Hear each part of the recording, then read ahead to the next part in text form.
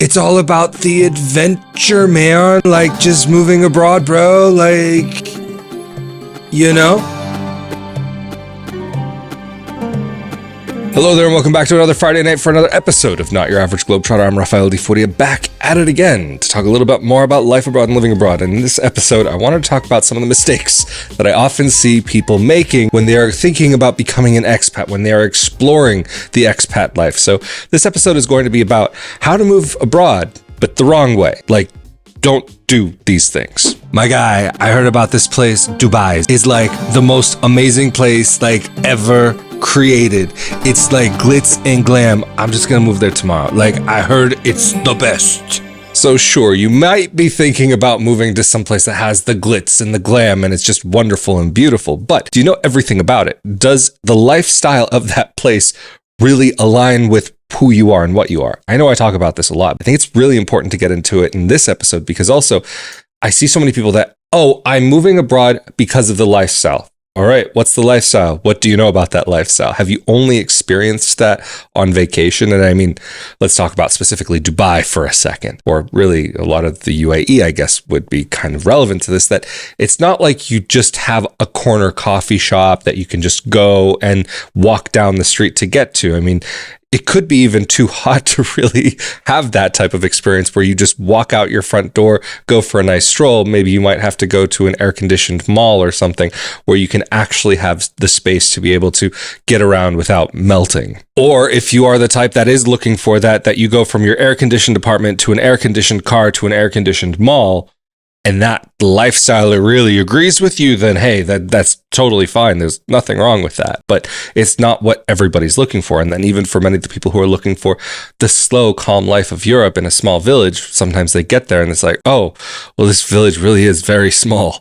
What am I going to do now that I'm here? I thought there would be more to do in this small village that has nothing to do. It's really easy to overlook some of the small details when you're idolizing a place. But dude, China, Chinese food, imagine. But you know, like at the same time, man, like the breadsticks at Olive Garden are like amazing. So even though I actually would be the type of person who would consider moving to a place because of the food there, one thing that you really have to keep in mind is the version of that food that you might have in your country that you're accustomed to might not necessarily be the same thing that you're going to experience in that country.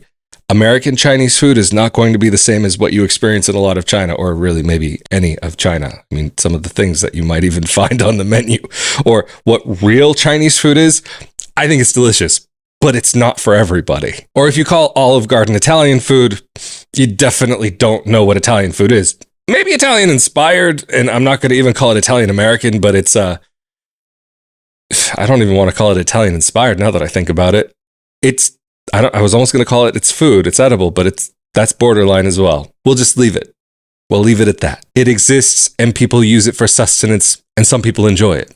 And I try not to judge. But even with all this said, if you have been to a place before and you are familiar with the food from that place because you've had that experience there, you know what it's like there, then okay, maybe it could be worthwhile thinking about having that access to that food on a daily basis. But of course, too much of a good thing can have negative effects as time goes on. I think I just need something new. I have to go someplace else. Like, who cares about $100,000 worth of debt? If you go somewhere else, that can like just disappear, man. You start over fresh and new. I'm gonna move to the Philippines, man, and it's just gonna be like really cheap there.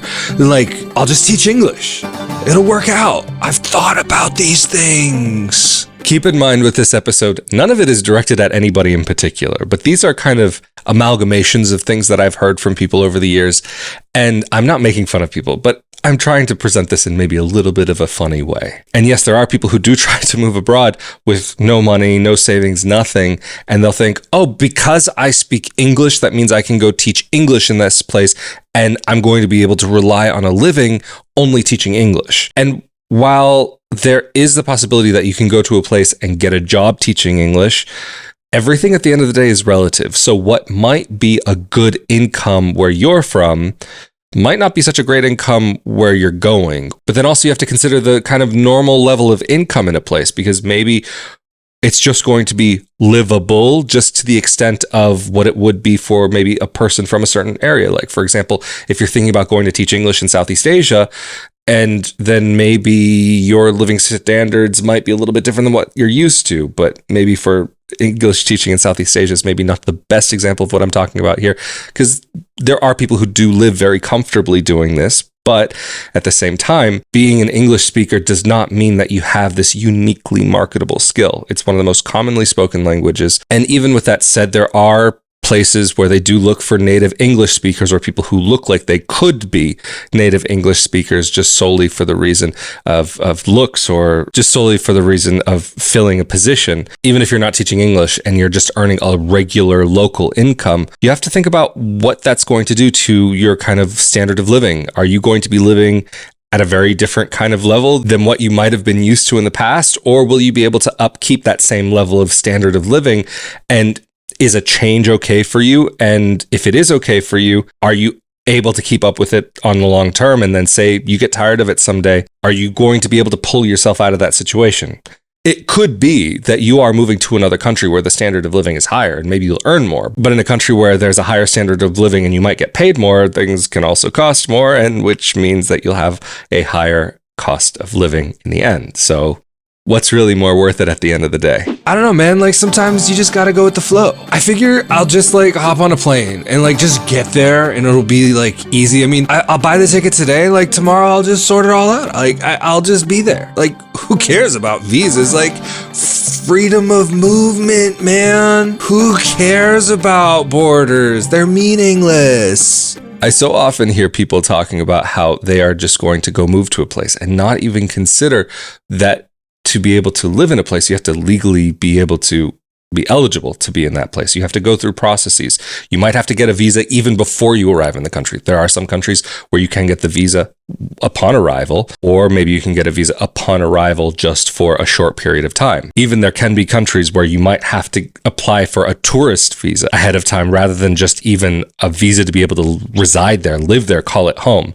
So it depends on what you're looking for. If you're just a digital nomad bumping around from one place to another, it's a different story. But if you're looking to call a place your home, hopping on a plane and just hoping for the best might not be setting yourself up for the best. Well, of course, I'm an American citizen, so that means like wherever I go, no matter where I go, I'm protected. Like, they'll just come and get me if something goes wrong. Like, you call the consulate and you like make it just happen, bro. Like, you just call the embassy and like they just show up. Just because you're from one country or another country or wherever doesn't mean that you can just act however you want to act. You need to be able to go to a country and be respectful to the local customs, to the local culture, and to the local people. If certain things are just simply not acceptable culturally in a place, you really want to think about that. For example, there have been a lot of these quote unquote nuisance streamers that have been going to Japan and Korea in the last months and last year. If you haven't heard about these things, you can look on YouTube, but there are these group of live streamers that go to these countries and have just been a nuisance. They've been doing things that just create noise and are very rude. Like in Japan, for example, being very loud on trains, which is not really a culturally accepted thing. It's kind of a quiet place where people respect each other's spaces and saying really horrible things. I mean, some things you don't do anywhere. But if you wouldn't do it in your home country, don't fly across the world to do it in another. Because no, the embassy will not come in like Superman, swoop in to save the day and pick you up and bring you home. That's not how it works. Maybe if it were a major emergency, they could help. But if you're causing big problems, it's not a charity that's just going to come swoop in and help you. I'm always healthy. Like, I've been on this raw vegan diet for years. Who needs doctors? I'm so ready to just become a breatharian and embrace the air around us, man. Just, you consume the breaths that you take and that's it. Just surviving from the vibes of the universe. And who needs health insurance when you're just healthy? Being healthy is great. Being healthy is wonderful. Leading a healthy lifestyle is a wonderful thing. Taking care of your body, respecting your body, everybody should be doing that. But it doesn't mean that if you're going to be in another place, that something can't happen to you. You could break a bone. You could have some type of health emergency. And you don't want to get caught out in the cold without some form of coverage. I mean, if you're going to be in certain places in the world, even it could be a legal requirement while you are there that you have to have some type of coverage. So on the off chance that maybe you'll need it, it is worthwhile having some health insurance to at least make sure that you're covered in case you have to need it.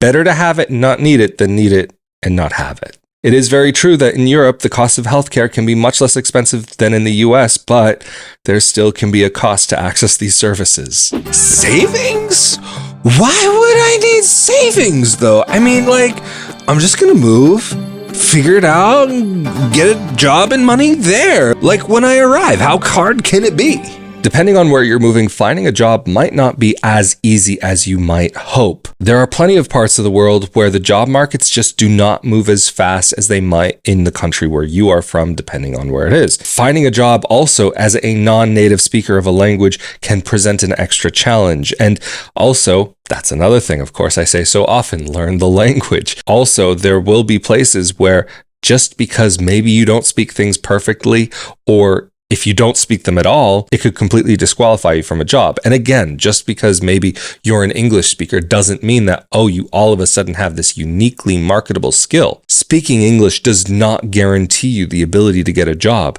It can help with some jobs, but if you are wanting to move to a country, live like a local, and work like a local, then you're going to need to act like a local as well. But I would always say, if you can, try to have 6 months saved up, because if you need, say, for example, some countries might have, and it also depends on the contract for the apartment, but if you are renting an apartment, you might find that you can't cancel it just 1 month ahead or a couple of weeks ahead, that you might have to give 3 months or 6 months notice to be able to leave your apartment. Or if you are looking for an apartment, then until you have a job, you might not be able to get that apartment. But to get the job, you'll need the residency. But to get the residency, you'll need the apartment. So to get the job, you need the apartment, but the residency to get the job, you have to figure out where you can insert yourself into the process. And sometimes before you can find yourself that place to live, to get that job, it could take a little bit of time unless you're already coming with the job ahead of time. Or if you are even working remotely from your country, from another country, it could still be that you might have some potential challenges in front of you just because, say, for example, if you end up not paying the rent and the landlord needs to try to garnish your wages somehow, then how are they going to access them if they're on the other side of the world? Of course, around the world, you'll be able to find an apartment for rent, but being accepted to rent that apartment, that is not always as easy. And just like with insurance, maybe you'll never need to use it, but also having a little bit saved up extra, say for example, something happens and you need to go back to your home country or you need to do whatever, having some money saved up so that you can at least get yourself to an airport and then onto a plane could make a big difference in a pretty tricky situation. But bro, listen, I'm gonna level with you. Everything is just going to be amazing when I move to this new place because they don't have like a president like ours, because oh my gosh, have you seen this person? I just can't. I'm going to this other side of the world where everybody just is enlightened and knows how to live the right way, and like they all agree with me and they just believe in rights for like everything. And of course there's not going to be another president like that president, so like who really cares, because it's only in America, man. Like if you escape the machine, you escape the machine. Again, I really want to clarify that I'm not meaning this towards any particular person or group or anything, but I so often hear about people on both sides of the political spectrum thinking about moving abroad because the president or because this politics groups or whatever change is happening in their country is not in line with where they are, end up deciding to move to another country because it's so perfect and people there just think the right way, like people are supposed to, but then end up getting there and find out, oh wait, hold on a second, maybe people here are even further off in the direction that is not in line with what I'm looking for. Again, this comes along with idealizing a place and finding that maybe, it's going to be this amazing experience, but then you see the reality is not quite what you had that expectation of. This is again why even in so many episodes I've said, don't purchase a property for 2 years if you are thinking about calling a new place home. After that 2 years of renting, you'll have a really good idea if it's the place for you or not. Getting back to this kind of political thing, as I've said in other episodes as well, I find that if that is the main reason that motivates a move, a lot of the people who I've known over the years who've had that motivation end up going back to their country and finding that maybe it's more in line in some way with what they need from life, whether they're happy there or not. There's really a huge difference between moving towards something and running away from something else. Of course, there will be situations where maybe actually escaping might be a necessity. But that will be for you to decide if that time is right for you and if the location is right for you as well. Okay. I don't know though, I think I could rock this on a day-to-day basis. I mean, let me know down in the comments section below. Maybe this is my new look, hair flip. Thank you for joining me for another episode of Not Your Average Globetrotter. No, I'm not going to continue dressing like this. Stay safe and healthy out there. Thank you to those of you who help on a monthly basis through RafaelDiFuria.com/Patreon or Patreon.com/RafaelDiFuria, as well as a huge thank you to those of you who help with the one-time donations through RafaelDiFuria.com/support, as well as the thanks button here on YouTube. All of this greatly helps for this project to be able to continue. Normally, though, the budget doesn't go towards stuff like this, but I figure sometimes you just have to do something a little out there and different, man. So anyway, stay safe and healthy out there, and I will see you all next time for another episode of Not Your Average Globetrotter.